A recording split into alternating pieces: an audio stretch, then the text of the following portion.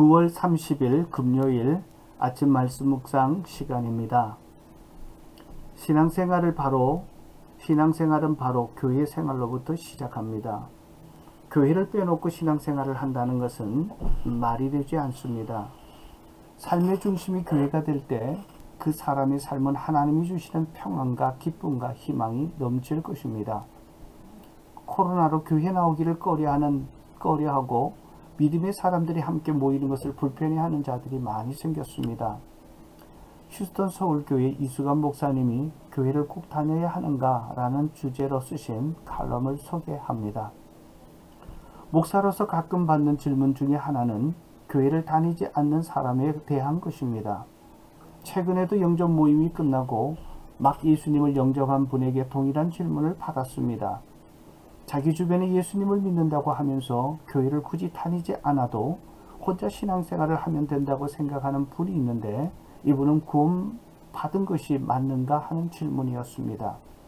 아마도 남편은 말하지 않는가 싶은데 그분의 말을 빌리자면 성경에 교회를 다녀야 한다는 구절이 없으니 교회에 구애받을 필요 없이 나 혼자 하나님을 잘 믿으면 된다는 것입니다. 그분에게 일단 이런 생각은 성경에 대해 잘 모르기 때문에 생기는 오해라고 이야기해 주었습니다.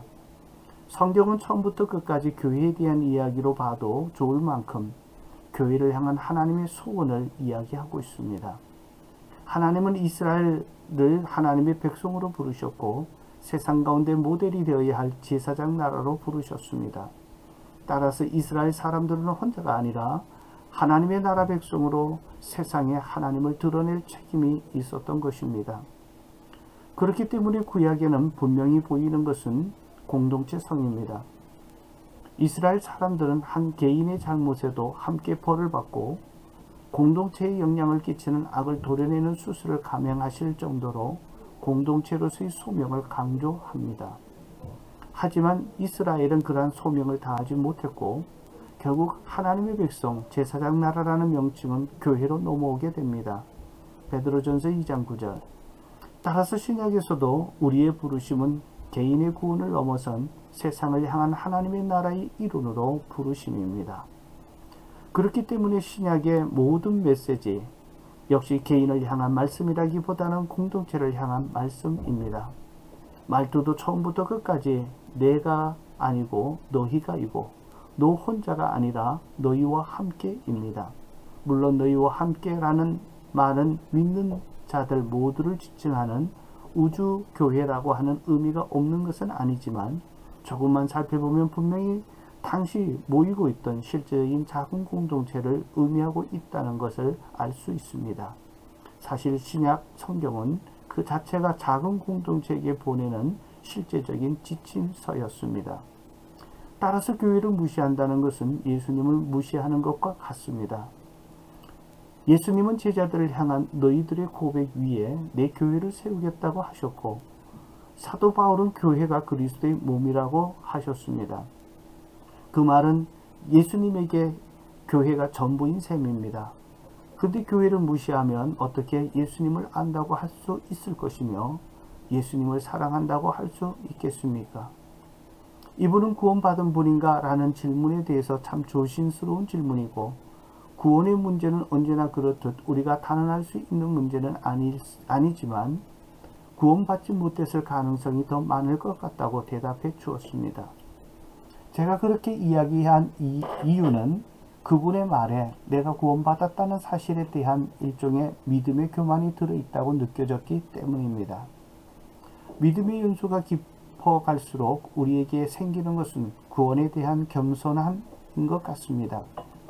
갈수록 구원받은 자임에도 불구하고 드러나는 나의 부족이 눈에 보이고 나의 그런 부족한 모습이 보일수록 그런 부족한 나를 구원해 주신 하나님의 은혜는 더 큰 감사로 다가오고 그러면서 그런 하나님의 은혜에 보답할 길이 없는지 내가 더 해드릴 수 있는 것이 없는지 찾게 되는 것이 믿음의 성숙의 모습이지요.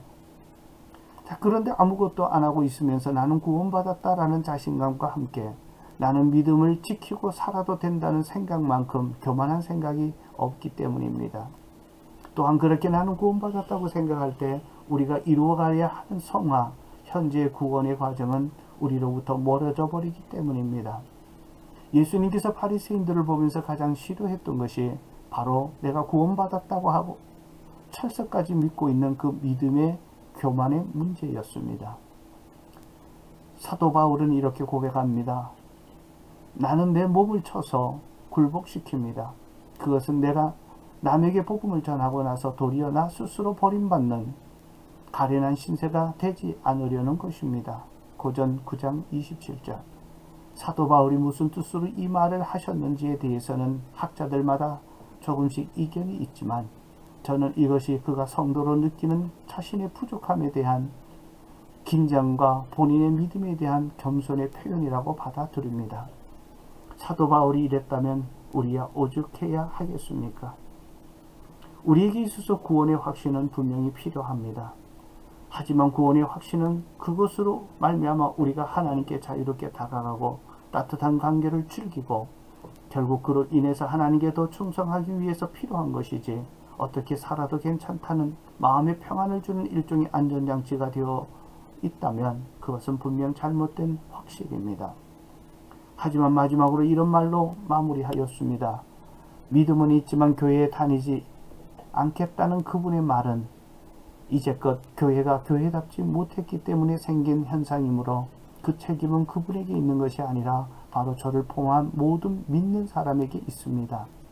따라서 교회가 교회다움을 보여주지 못했던 것에 대해 죄송하다고 저를 대신해서 사과를 전해달라고 했습니다. 하지만 그 잘못을 깨닫고 노력하는 많은 교회들이 있다는 사실도 기억해 달라는 것과 함께 그럼에도 불구하고 교회는 포기할 수 없는 하나님의 소원이라는 것을 기억해 줄 것을 전해 달라고 했습니다.